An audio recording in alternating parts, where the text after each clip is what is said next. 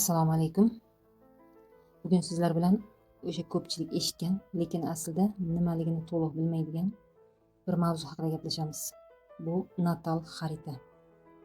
Ko'pchilik astrologiyani shunchaki burchlar deb o'ylashadi. Masalan, men egizakman, men arslonman, men baliqman degan ma'noda. Aslida bu esa astrologiyaning juda ham kichik bir qismi hisoblanadi. Natal xarita bu inson tug'ilgan ayni daqiqada osmonning suratga olingan holati hisoblanadi. Go'yo koinot siz tug'ilgan paytda siz uchun bitta maxsus xarita yaratgandek gap. Oddiy misol bilan tushuntiradigan bo'lsam, tasavvur qiling. Siz uzoq safarga chiqyapsiz. Yo'lni bilmasangiz adashishingiz aniq. Ammo qo'lingizda xarita bo'lsa, qayerda ekaningizni, qayerga borishingizni va qanday yo'ldan yurishingizni bilasiz. Natal xarita ham xuddi shunday narsa. U kelajagingizni qat'iyan yozib bermaydi. Aksincha, sizning tabiiy qobiliyatlaringiz bo'lsin, kuchli va zaif tomonlaringizni, hayotdagi darslaringizni ko'rsatadi. Shuning uchun astrologlar natal xaritani hayot xaritasi ham deb atashadi. Masalan, har bir insonning natal xaritasi o'ziga xosdir. Hatto bir oilada tug'ilgan aka-uka yoki opa-singillarning xaritalari ham bir-biridan juda ham katta farq qiladi. Chunki tug'ilgan vaqt bir necha daqiqaga o'zgarsa ham xaritadagi ko'plab ko'rsatkichlar o'zgarishi mumkin. Demak, astrologiya taqdirni aytish emas, u insonni chuqurroq tushunishga yordam beradigan bir vosita hisoblanadi.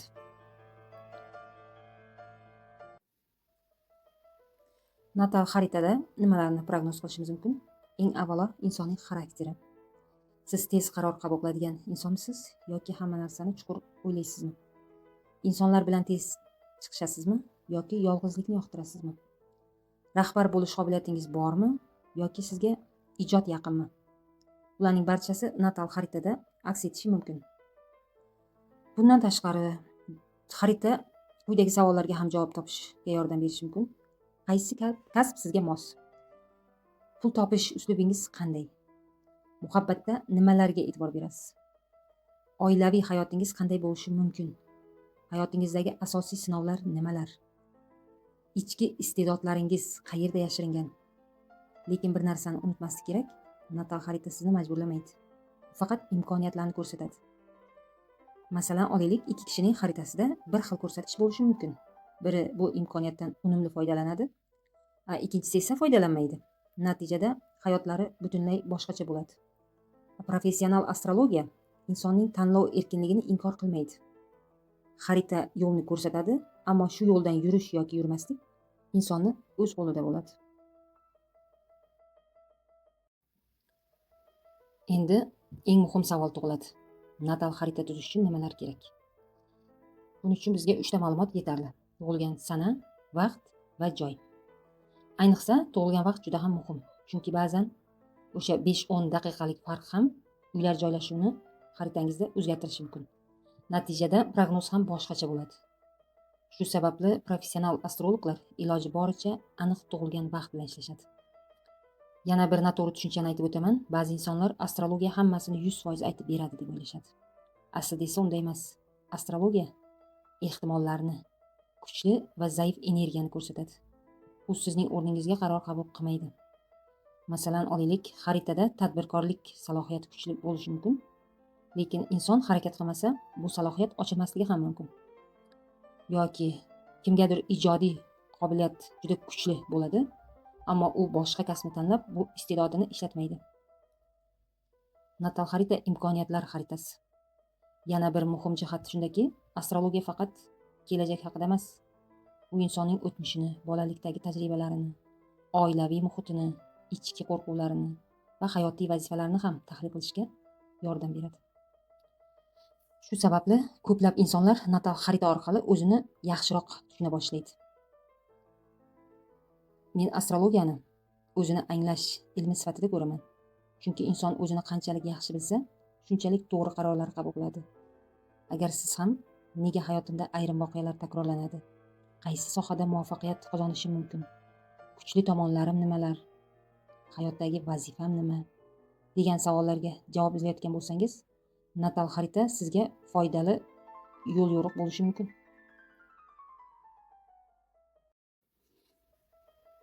Astrologiya haqida gap ketganda, ko'pchilik faqat quyosh burjini bilishning o'zi yetarli deb o'ylaydi. Aslida esa bu inson haqidagi juda ham kichik ma'lumot xolos. Bir kunda bir xil burch ostida minglab chaqaloqlar dunyoga keladi.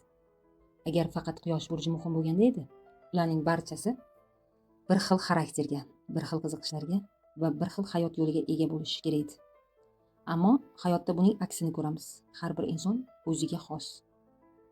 Buning sababi shundaki, tug'ilgan paytda osmondagi sayyoralarning joylashuvi har bir inson uchun o'ziga xos bo'ladi.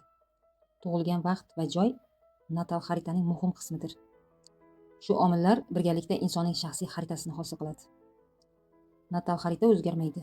U tug'ilgan oningizdagi osmon holatini aks ettiradi. Lekin insonning o'zi o'zgaradi. Hayotiy tajriba, bilim, tarbiya va qilgan tanlovlar natal xaritadagi imkoniyatlarning qanday namoyon bo'lishiga juda ham katta ta'sir qiladi. Shuning uchun bir xil ko'rsatkichga ega bo'lgan ikki insonning hayoti mutlaqo boshqacha bo'lishi mumkin. Astrologiya buni tabiiy holat deb hisoblaydi. Professional astrolog hech qachon bitta belgiga qarab xulosa chiqarmaydi. U xaritani bir butun tizim sifatida tahlil qiladi. Chunki har bir sayyora, har bir burch va ularning o'zaro bog'liqligi umumiy manzarani yaratadi. Natal xaritani o'rganishning eng katta foydasi shundaki, insonning o'zini boshqalar bilan solishtirishini kamaytiradi. Aksincha, o'zining kuchli tomonlarini tushunib yeta boshlaydi. O'z ustida ishlashi kerak bo'lgan jihatlarini tushunadi va hayotdagi qarorlarini ongliroq qabul qila boshlaydi. Shuning uchun natal xarita kelajakni o'zgartirib beradigan sehr emas, u sizga o'zingizni chuqurroq tushunishga yordam beradigan yo'l xaritasi. Uni to'g'ri tushungan inson o'z imkoniyatlarini yaxshiroq ko'ra boshlaydi va hayotdagi tanlovlarini aniqroq amalga oshiradi.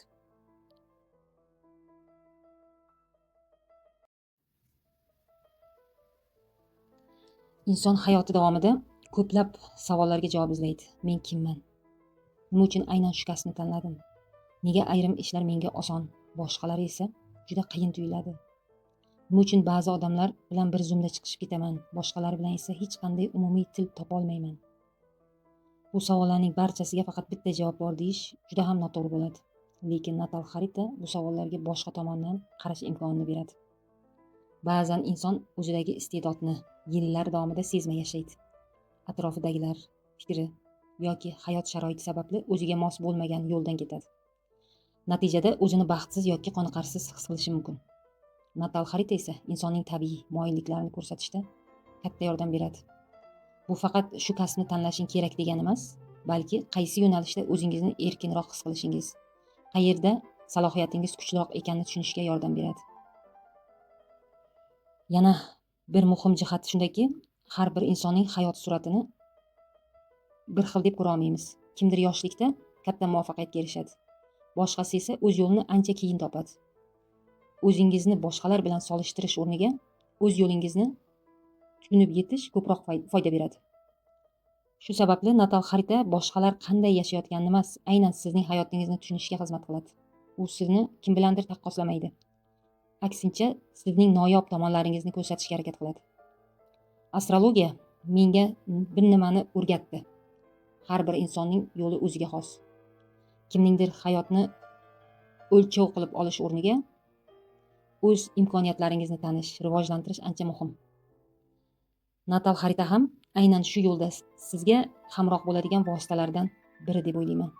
U barcha savollarga tayyor javob bermaydi, lekin to'g'ri savollarni berishga va o'zingizni chuqurroq anglashga yordam beradi xolos.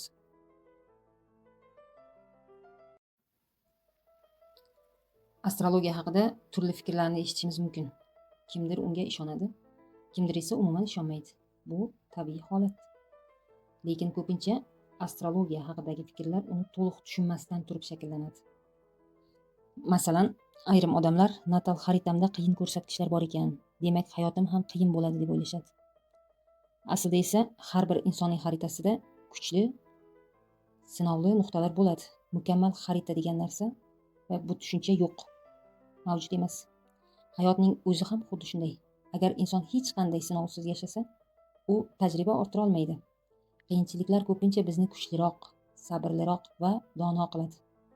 Natal xarita ham aynan qaysi mavzularga ko'proq tajriba to'plashimiz mumkinligini ko'rsatadi. Yana bir keng tarqalgan xato fikr shuki, ba'zi insonlar bitta sayyoraga yoki bitta ko'rsatkichga qarab xulosa chiqarishadi.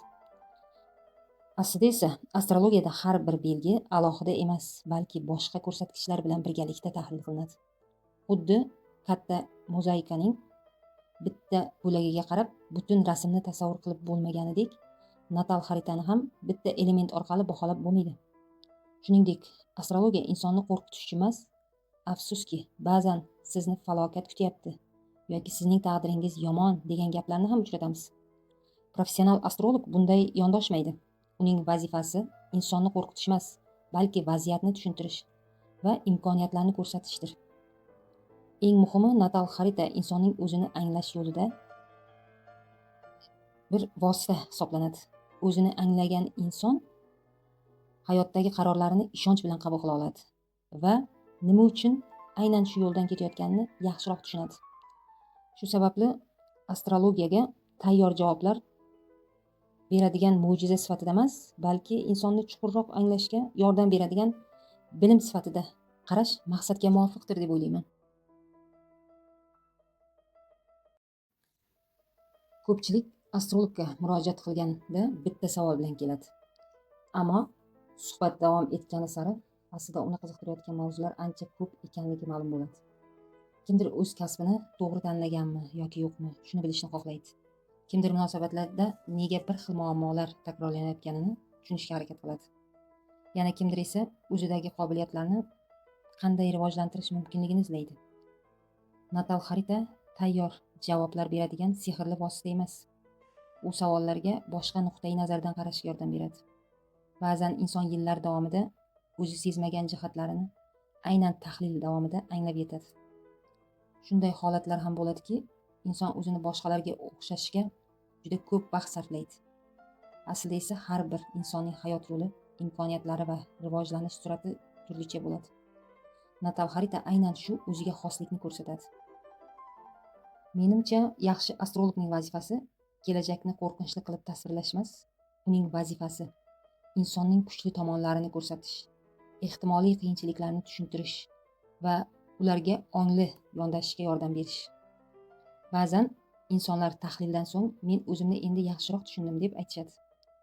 Men uchun ham natal xaritaning eng katta qadriyati aynan mana shunda. Chunki inson o'zini tushunsa, hayotdagi qarorlari ham ancha ishonchli va aniq bo'ladi.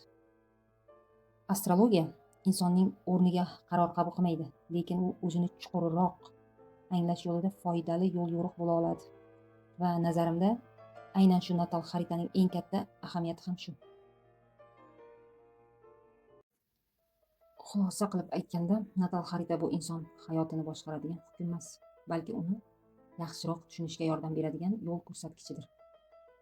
U sizning kimligingizni, nimalarga moyilligingiz borligini va qaysi yo'nalishlarda o'sishingiz mumkinligini anglashda sizga yordam beradi.